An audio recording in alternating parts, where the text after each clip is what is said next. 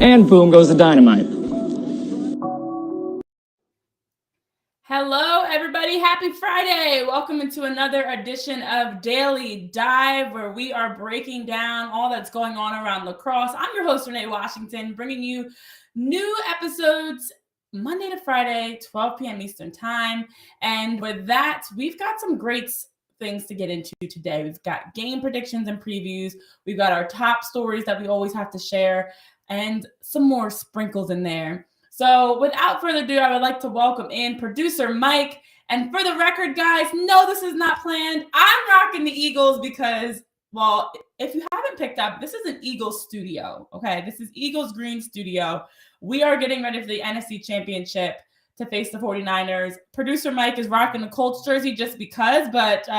we're getting ready for the draft, okay? I like it. And for the record, I've said it here on Daily Dive before, and for those of you that may not pay attention, producer Mike and I are always on the same page in coordinating. Now, we're not always only just coordinating in color like we were yesterday, which I didn't call out on the show because I was like, I can't keep making reference to it. But we also coordinate on the theme. The theme of the day is NFL. Rep your NFL team, apparently. So I'm repping my soon-to-be NFC champs, soon-to-be Super Bowl champs, the Eagles, and Mike, you're repping. You're soon to have a nice draft. Right. Cool. I thought it was actually going to surprise you with my football gear, and then here you go. I'm like, seriously, Renee? Look. Last thing I'll say on this: every time we log on, because we don't coordinate, and I'm really never even that person to coordinate. Like, what are you going to wear today? Never do that. But we jump on the show and we're like, seriously. I thought I was going to surprise you repping the Eagles. I started to bring my NFC Champs hat from back when they won the Super Bowl. Are you serious? Back, but I'll save that for after we win against the 49ers. I'll bring out my NFC Championship gear. It doesn't even need to be dusted off because it has only been for 5 years, if I can do math. But yes, we've got some other teams that are fighting for championships, hoping to climb the ladder, hoping to have some moves that make sense. We've got the Eagles of the NLL. We've got the Colts of the NLL. And one team that right now is more around the Colts of the NLL, the Georgia Swarm. Our top story presented by the Daily Dive store. It is fitting that it is Mike's team being in Georgia, that is the Georgia Swarm, that are struggling, unfortunately. They did just have news. They're signing... They've been making some changes and now signing defenseman Jordan Trottier, the 24-year-old, I hope I said his last name correctly, 24-year-old has 2 career points, 26 loose balls, 24 of those were last season. The Swarm bringing in some more youth. What are your thoughts on the signing of Jordan? He's 6'4". I mean, he obviously a guy who's that tall.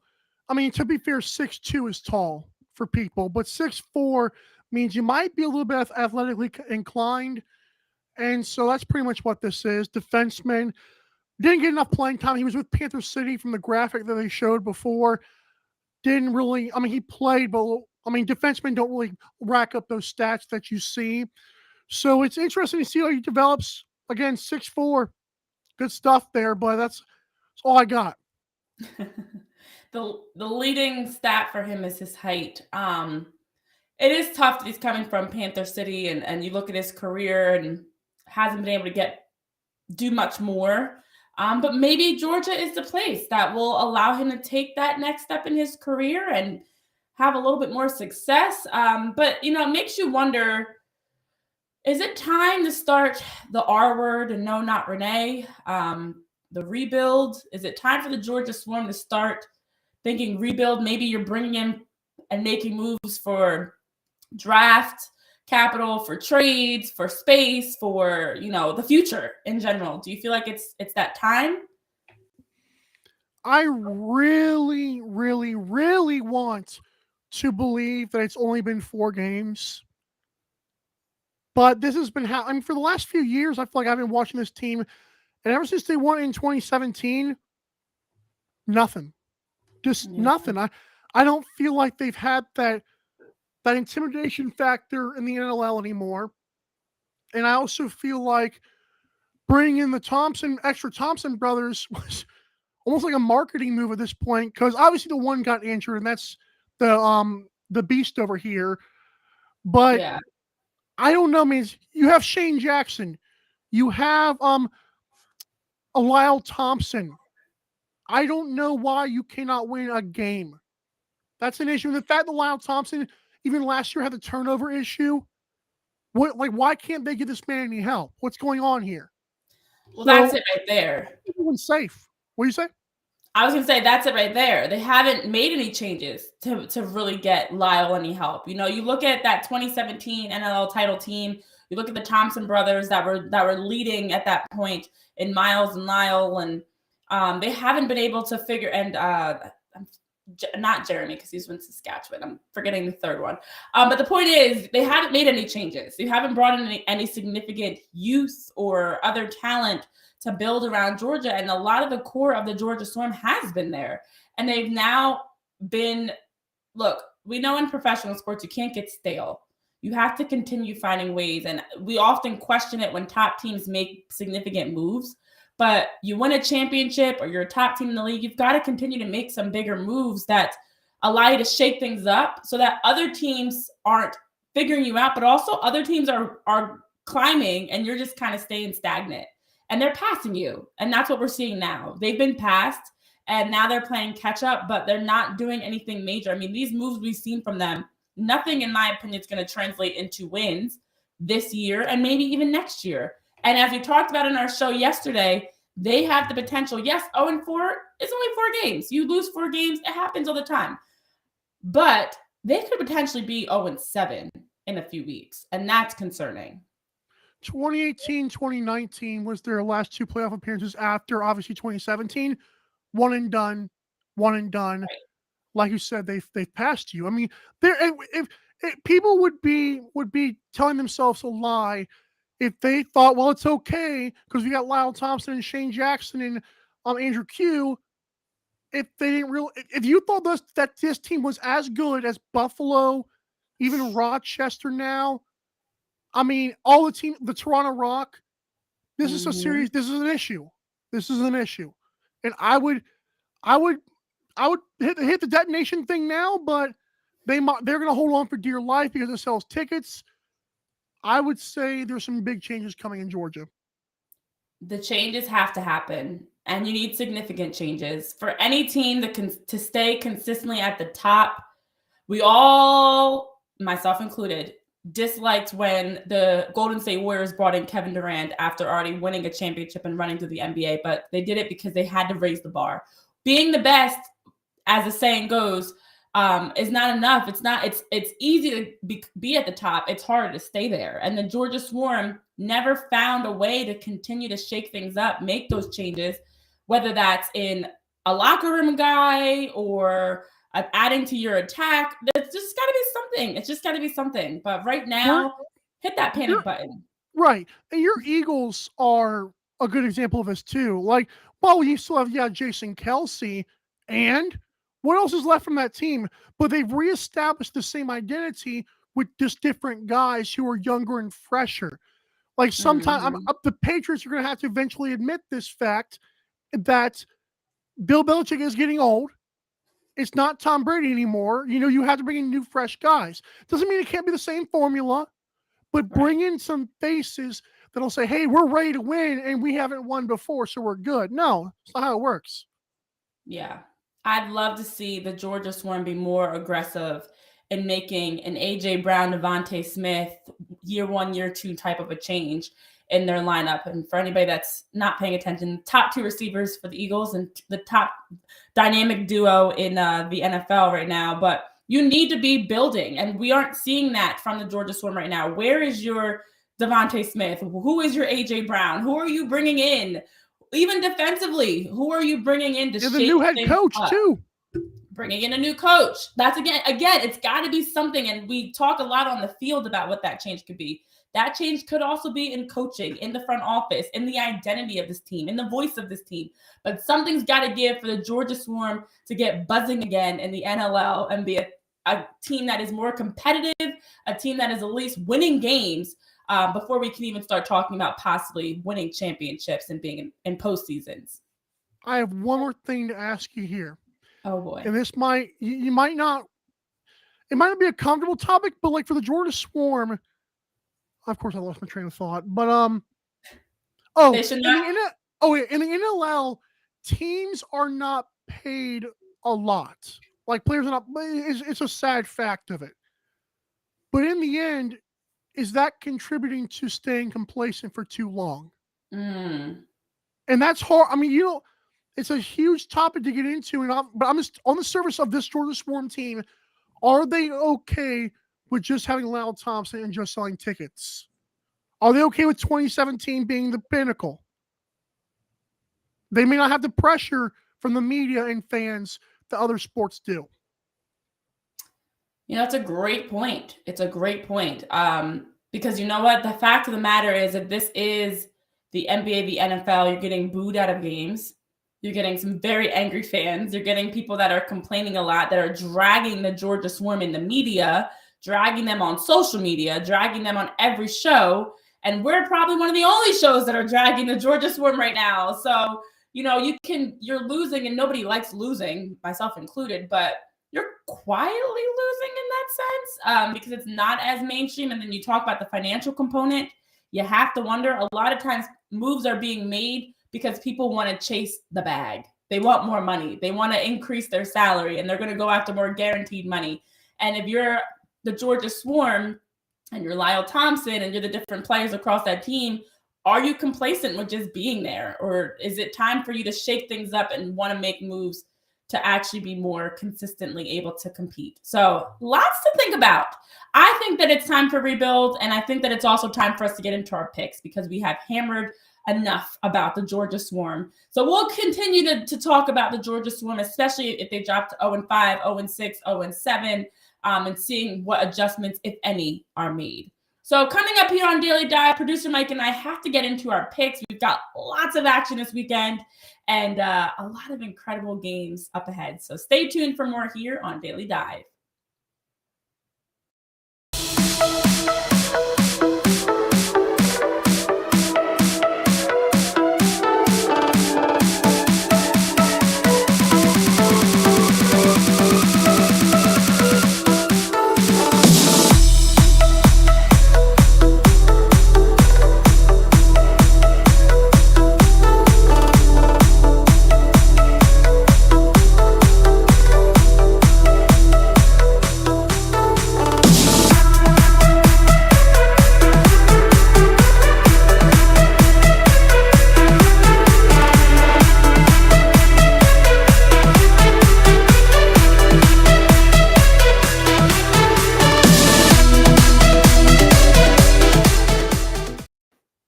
Welcome back to Daily Dive. We've had a chance to talk about the Georgia Swarm here and whether or not it's time to hit that rebuild button.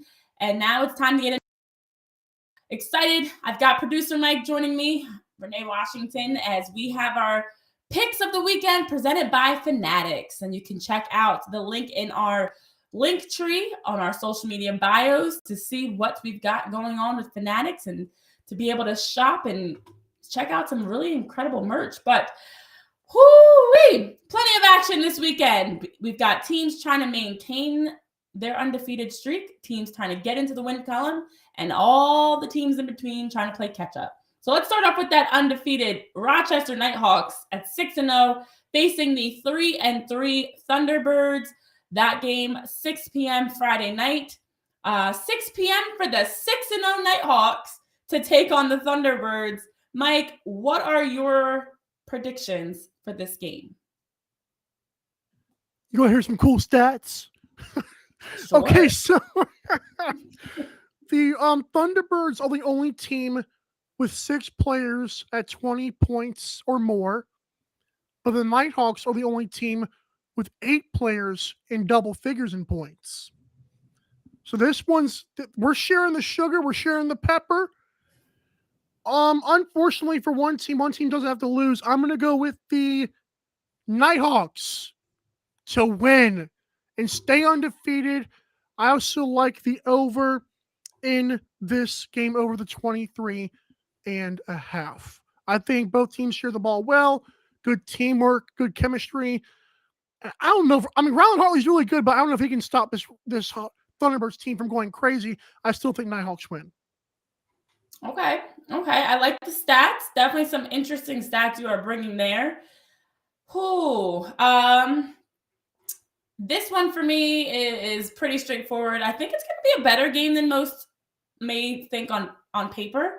I think the Thunderbirds, in my opinion, are a feisty middle of the pack team that we're going to keep an eye on. That's going to upset some people and climb the standings through that. But I don't think that's happening this weekend. I also feel like the Nighthawks at some point are going to lose. I also don't think that's happening this weekend. So I have Rochester advancing to 7-0. They remain undefeated. The winning ways continue, and the excitement continues in Rochester. So there's some more excitement happening Friday, 7 p.m. as the Philadelphia Wings are hosting the Buffalo Bandits. It's also, if you remember, it is January 27th, the night Kevin Finneran will get his jersey retired. He will be joining the show again on Monday as we get a chance to recap the excitement around it. He was on our show a couple weeks ago talking about the moment he found out the news that his jersey was going to be retired. You know, Mike, I remember when the Wings had their franchise home opener and the resurgence of the Wings when they came back to the NLL.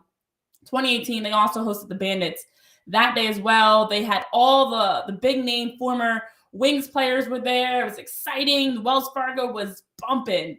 And I believe they lost that game also. And I'm going to pick them to lose this game as well. I think it's going to be an exciting day. I think that the Wings are going to have a lot of, contrary to last week's game against the Rock, where people were only there for the Eagles or buying tickets for the Eagles game, I should say. This time they're buying tickets for the Wings. But the Bandits are definitely going to walk away victorious for this one, in my opinion. I would assume that the Wings tickets are a little bit cheaper than Eagles tickets this weekend. Plus, I think Philly's playing also in San Fran, right? No. The NFC runs through Philly, okay? Oh, Lord have mercy. So let's tell fans, if you want to have a nice game to go to before the rabid Philadelphia Eagles game, I would say go to this one. So I'm telling fans to go there to see Kevin Finneran's jersey race to the Raptors. It's gonna be awesome. I also feel like this is a Bandits victory. I see under 23.5 because I say this is a Matt Vince kind of game. And let's just say part 1 for that. Oh, okay. Yes, I think it's going to be an exciting game, but I think it's going to be a Bandits-led game. And then the Bandits also turn around and play a little less than 20 or around 24 hours later, 7:30 for this face-off Saturday. And they're facing off against the Riptide. The Riptide coming off of their first win of the season. The Riptide coming off a great performance by Jeff Teat. We had a chance to talk with Steve Bermel yesterday, the Bandits analyst, about what's going on in Buffalo. Mike, is Buffalo splitting the weekend, or are they sweeping the weekend? Or are they going 0-2, which I don't think either of us has picked. Can you talk about storylines for next week?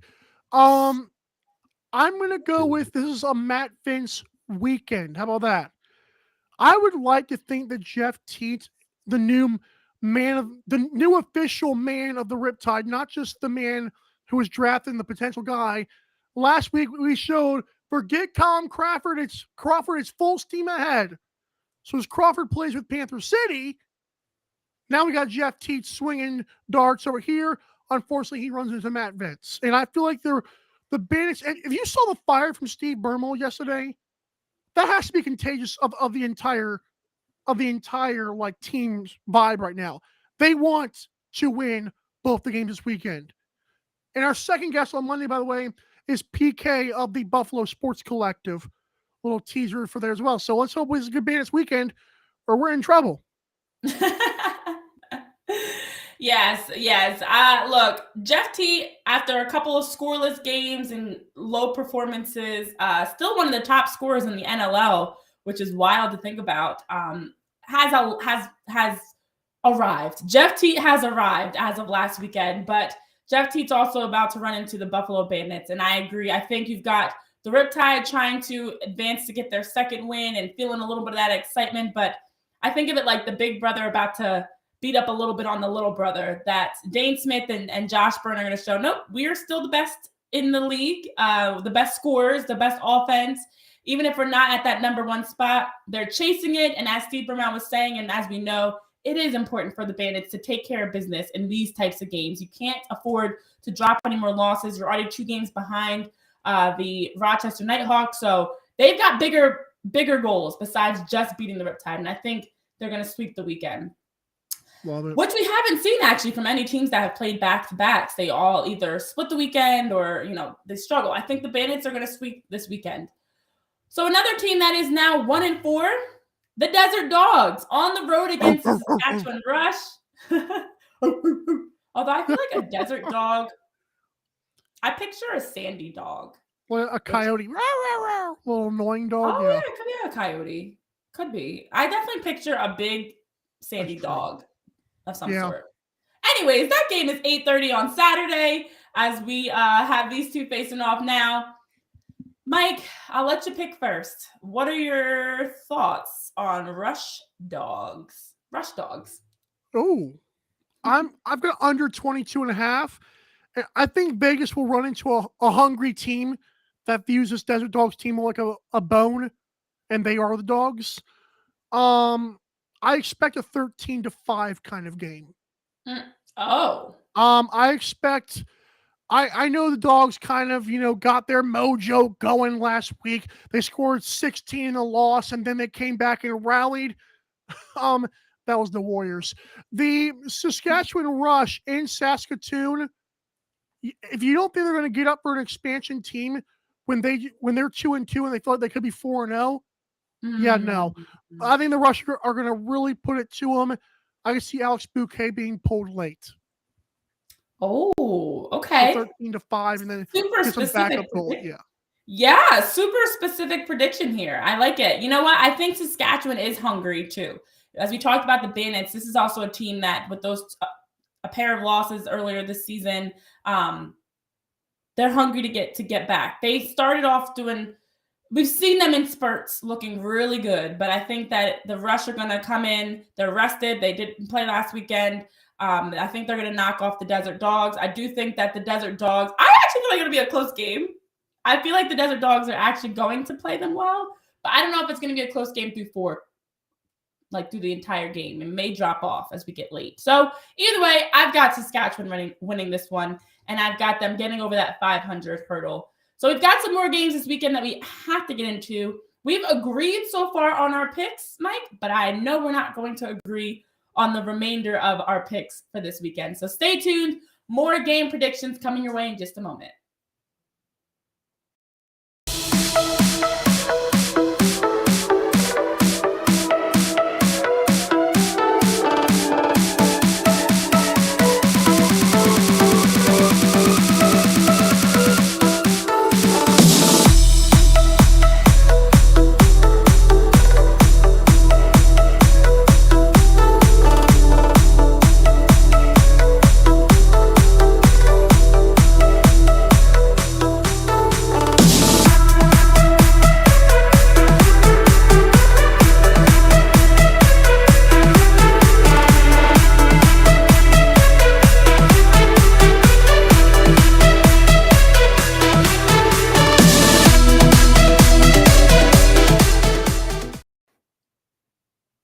Welcome back to Daily Dive. This segment presented by B-Res Coffee as we're getting into our final segment of the show.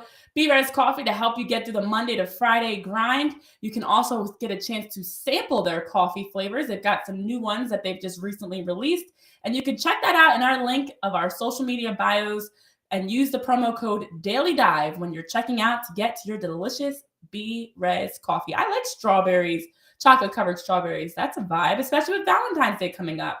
Why not check out all the delicious treats that B-Res Coffee has to offer? Right. I'm so excited because of this picture. No, it's called Love Bites. It's a chocolate-covered strawberry flavored roast. Ooh. Oh, it's a roast? Yeah. I just put the chocolate-covered strawberries. You can leave the rest. That being said, welcome back to Daily Dive. I'm Renee Washington. This is producer Mike. That was B-Res Coffee with their newest flavors just in time for the Valentine's Day season. Well, there's going to be some spoiling going on this weekend, I anticipate. We've talked about our first thoughts on predictions. Well, let's take a look at the remainder of the games. Toronto Rock taking on the Calgary Roughnecks. We had Nick Rose on the show earlier this week. I was drinking a little bit of Toronto Rock Kool-Aid after all the great things that he shared, just about how they've been growing, the camaraderie, the chemistry that's going on behind the scenes. But as they get ready to take on the Roughnecks 9 p.m. Saturday night, I think the Roughnecks win. And I'm going to actually pick Calgary to win this one. I could see this game going either way. These are two teams that I don't think, and I keep saying this, but I feel like it's the truth, I don't think we're talking enough about. I think there's those middle-of-the-pack teams. These two, I'll put Halifax and Albany's definitely in that conversation. Like, we don't really know what their full potential is. We don't know if they're going to stay in the middle of the pack or can they climb it. And I think Calgary, this is going to be a big test. And I feel like it's going to be a down-to-the-wire game, but I think the Roughnecks come away with it. How about you, Mike? I like that. This game features Nick Rose and Christian Del Bianco. I expect Calgary to focus on Tom Schreiber. The reason being is because Tom Schreiber is like both these teams are pretty well balanced in terms of like two guys with 20 points and a bunch of guys with double figures. I think on the one side, Tom Schreiber's got like 35 points this year. Like one of my MVP leaders. Okay. So I believe they're gonna have to do that. I don't know if they can do that. I'm gonna go with the Rock to win, and I'm gonna go with under 23.5. I just feel like Toronto, I feel like I said, Tom Schreiber's the difference.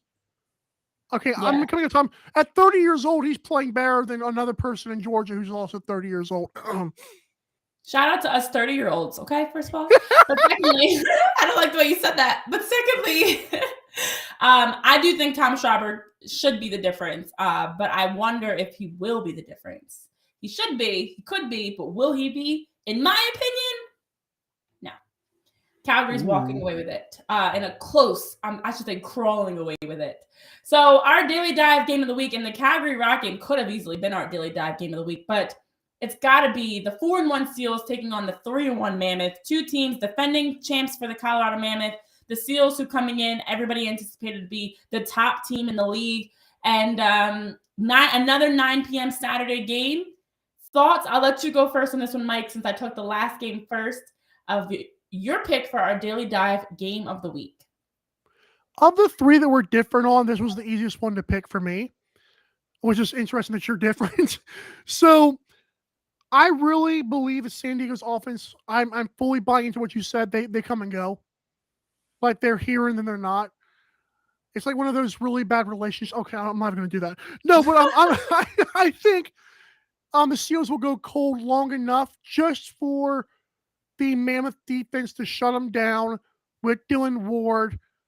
And I think it's enough. I think Mammoth win and this game goes under 23.5. We get like a 10-9 kind of game. San Diego would love this game to be a shootout, but Colorado's too good and too consistent.